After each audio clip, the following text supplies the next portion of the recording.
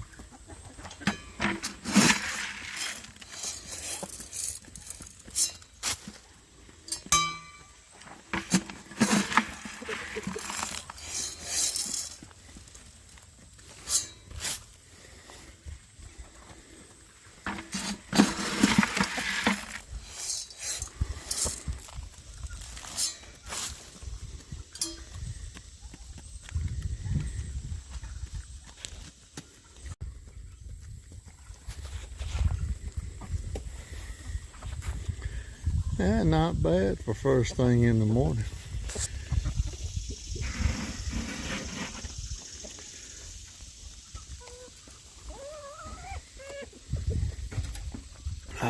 Now let's go check on the turkeys.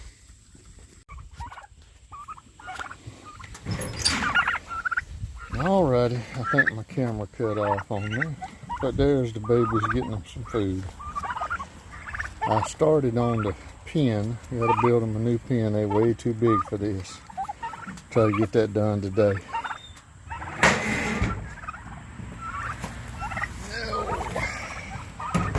They've outgrown the tractor, so we need to get them in a bigger one.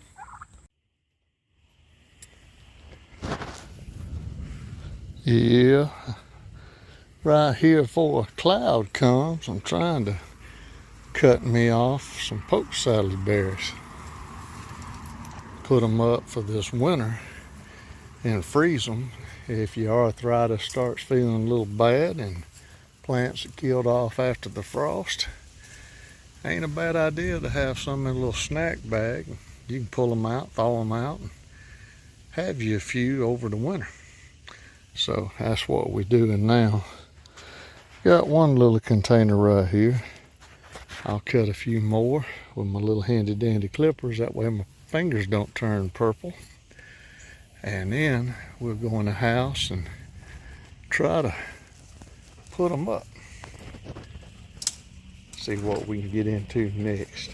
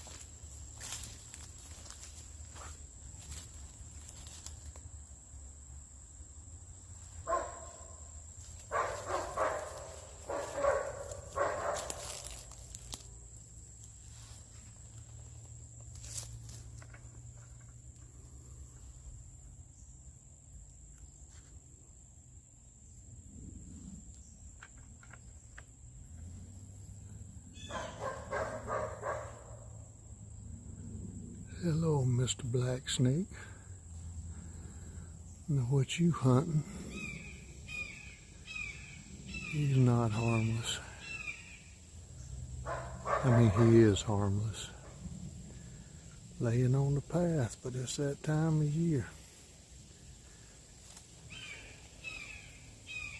So we're not going to bother him. See which way he goes. What we call a rat snake. He acts like I don't see him. Don't you, buddy? There he goes. Old black runner.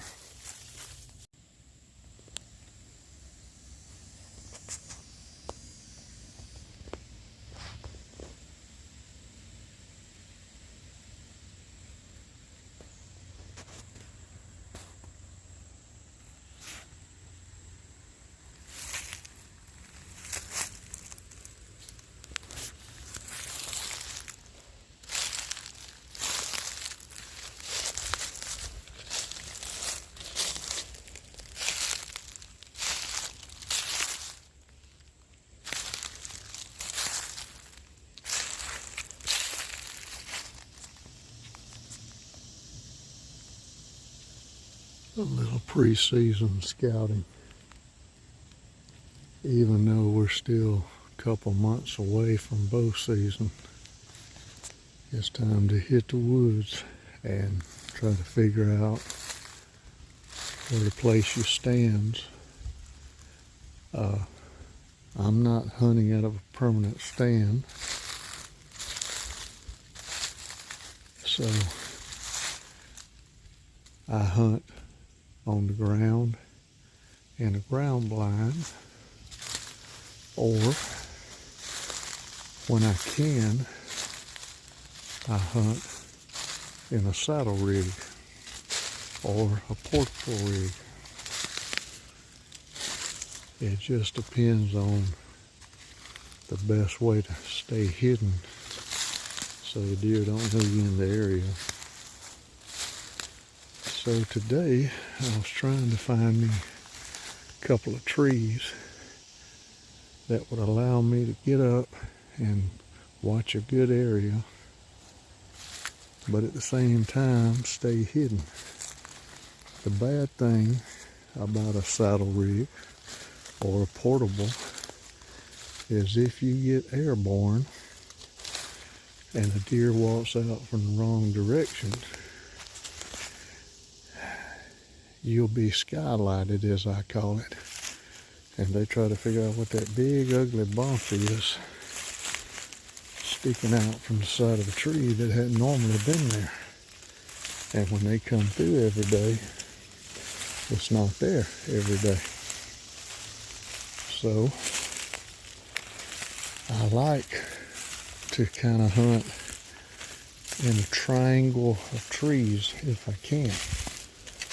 That way, if I can get in one tree, but at the height I want to go up, I can have two other trees within arm's reach.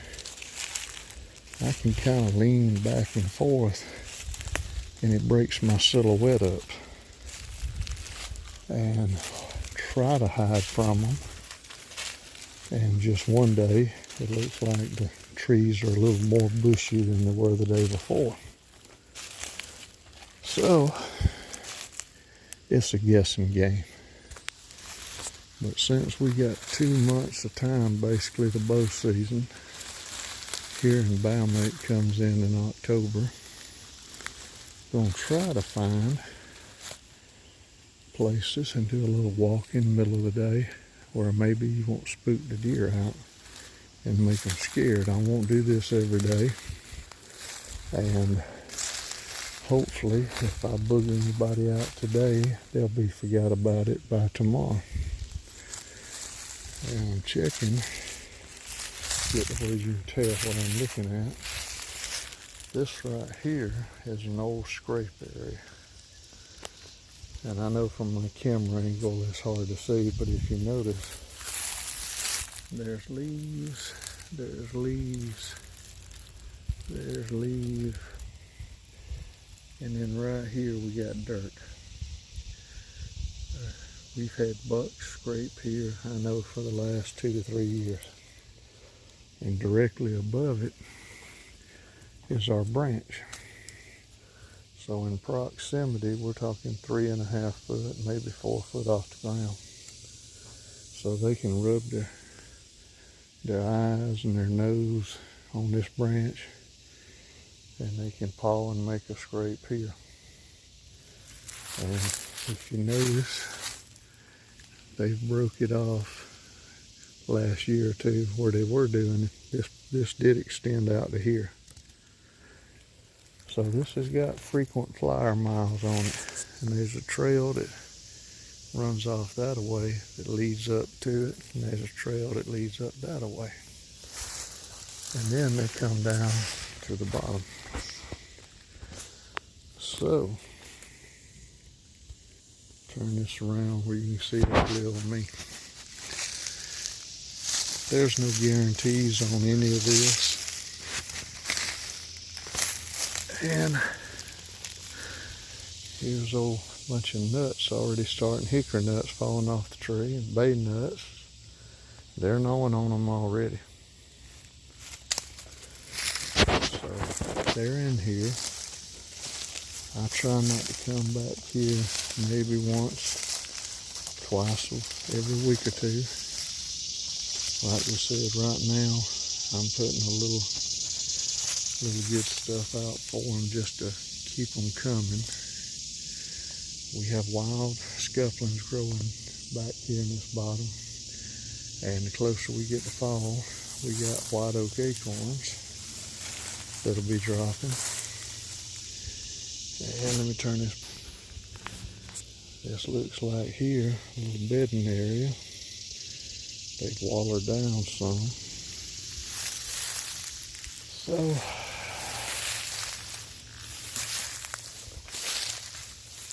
this is on my property. And, oh goodness, about to get tangled up in the vines and fall. I'm on the property some point back here every day, but I try to stay off the back acres to give them, freedom around here. Freedom to come and go without pressure of me bothering them. And yet they know I'm in the area. I work on the garden, I'm cutting firewood. All the everyday farmhouse noises you're gonna make just being on your property. But like I said, we're months away, and everything changes from one year to another. Just because you see one on the far right side of the property this year, you may never see him there when it's hunting season. If you see one at the very back, he may wind up in the front. I know one time I had been running the chainsaw all day and stopped and walked back toward our barbecuing area and had 3 deer walk right by me. And I wasn't trying to be still, I wasn't trying to be quiet. I was just doing my normal thing. And on a farm, that's usually best. But what I'm doing right now, as far as me and you are concerned, how many of you out there will ever see this or care, is to try to be successful. It takes work. I've heard a lot of people say, with today's economy and the way the world's got, you hear all the serious preppers. Now, I'm not a serious prepper. I'm just poor boy country wannabe. And we just do the things we've done all our lives. We have a garden. We try to do a little fishing for fun and for the table. Hunting's the same way. But it's a lot of work to it. a lot of work before you ever go in the woods to really hunt. And two things as a hunter you always hear, and especially when you're talking to folks that's like preppers. Well, if it ever hits the fan, we'll go to the woods. Oh, let me try and show you this. I forgot. This is from a year or so ago or more. Look at that. That's no rub. And what's amazing is it's only about 20 foot from the edge of my garden. And it's right here on the main trail that I use going in and out, which is only about 50 to 60 foot from the back of my property, getting closer to the house. So that's the thing, if they feel safe, they don't worry about it too much. Now, if I was to start camping out here to try to kill one, I'd spook them. They're in the area. But anyway, getting back to the prepping. If it hits the fan and we're about to starve to death, we'll just go kill a deer. And I've heard many people say this, and it's true. If everybody runs into the woods, all they want is try to kill deer. There won't be many left very long. And most people don't even know how to process their own deer. And if it ever hits the fan, your local processing shop won't exist anymore. And then you may not have power. So you need to learn to preserve your meat other than refrigeration. And there's so many variables. And then the other thing is everybody, oh no, I don't hunt, but I'd love for you to get me a deer. And it's like, well, why don't you help me get the deer? Like, help me pay hunting club dues, or buy some land, or let me hunt on your place, or hey, help me buy the tools I need to get the job done. Nobody wants to do that. But to be successful, the way I look at it and the way we've always done it in the past, is you start a couple months early like I'm trying to do now. You put your cameras out if they're not already out. You put a little corn out or some kind of feed to keep them in the area, see what's nearby. And then, like I said, I don't hunt over corn. Used to, it wasn't legal. Now, in Alabama, they want you to buy a special permit to do it, and that's just more money for nothing. So, I learned a long time ago, if you'll find a natural food, you really don't have to put out corn to hunt. I just do it in the summertime to get pictures, see what's in the area, scout. But I'll have my stuff put up way before time. So, I'll be putting out cameras. Oh, sun's messing me up. I'll be checking them. I'll pick out my tree, try to get near an area where I know there's traffic. And then it's an experiment from then on. But in just a second or two, I mentioned in an earlier video, had a decent little young man stroll up, get his picture took. And he's been hanging around every 3 or 4 days. So he's bringing a few friends with him from time to time. We're going to keep an eye on him. And like the professionals do, we'll give him a nickname, and we'll see. Oh, that sun's bright. We'll give him a nickname, and we'll see if we can get him to the finish line. But either way, check these out and see what you think. Alrighty, folks, and after our little scouting trip, I went back and pulled the SD card and got my favorite person showed up, and he brought a little friend. So that shows you why I'm shocked. Let's see if my finger will get in there. That's normally about what we get, a spike or with an extra point or two. That's normally the genetics back here. But as I mentioned in an earlier video, we got this one young fellow right here, and he's made me proud. He's been coming around a few, and in some of the pictures I've noticed they kind of running together. So that's a pleasant surprise. Let's see if I can show you another one here. Well, that's not it. Here we go. Had this young lady come out in the daytime. So we're getting a little variety here. And this guy, and he's got 3 to 4 or 5 of his buddies. They messing around. I may have to set a trap and get them out of there. They're getting a lot of that corn that I'm trying to use to take pictures of the deer, but the deer don't seem to mind too bad. They all kind of eat together. And finally, the young man came out in the daytime.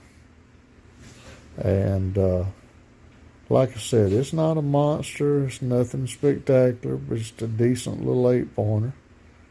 Like I said, may never see him when it comes time to hunt, but right now it's just nice to see him in the velvet.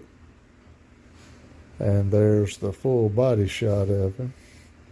And I don't know if you can tell, in a lot of the pictures I see, it may just be the way he's standing. But if you look right at the, let's see if I can get my finger down there, right here at the top of his back, it looks like he's got a little hump on his back. Or it may just be the way his shoulder blades are positioned in the photo. But it's kind of predominant, that little small hump right there. So trying to be like the big boys. I think we're going to nickname this one after the Hunchback of Notre Dame. We're going to call him Quasimodo. So we're going to try to see if we can get a hold of Quasimodo later on in the season. But that's just a few of the pictures, and thought we'd share them with you real quick. Like I said, still a couple months away, but maybe we'll start seeing some more deer. We're seeing several does, several small young spikes. But just like I said, right now he's got my interest peaked the most. So let's see what we can get into now, and this will probably just about wrap it up. Well, hey folks, hope you enjoyed the little video. Like I said, it was a whole lot of nothing, but it took most of the day to do it. Like I said, we just start the morning messing with the chickens and the turkeys, and then trying to get some things ready for later on in the year. A little scouting, a little berry picking. How'd y'all like that snake? That's the thing, as hot as it is, you never know what you're going to walk up on. Now, thank goodness that wasn't a rattlesnake or anything poisonous, but still, always be watching when you're outside, because you never know what'll be laying there waiting on you. And if you notice, he kind of laid there to see what I was up to. But he was harmless, so we let him move on down the road. Maybe he'll eat some mice and rats and stay out of the garden. But, and the little deer, like I said, we're not getting a ton of deer. It's like we got the same, maybe 7 or 8 or 10 just stumbling through, and some you see pretty regular. They found a free meal, and some you just see once every 3 or 4 days. And like I said, don't mean you'll ever see them when it's time to really go hunting, but it'd be nice if we could. But we're going to do some more prep work, and we'll have more little videos, probably let you see the setup of some of our deer stands and things like that. But hopefully you liked the videos, maybe saw some pretty scenery back in the woods and some of the animals. If you like the videos, please hit the like and subscribe. Tell your friends. Hope you enjoy it. Stick with us. We got some more going. Got some more fishing trips coming up. But till next time, thank y'all for watching. And like I said, please hit all the buttons. And till next time, to good Lord's will and the creek don't rise, we'll see y'all down the road. Thank you.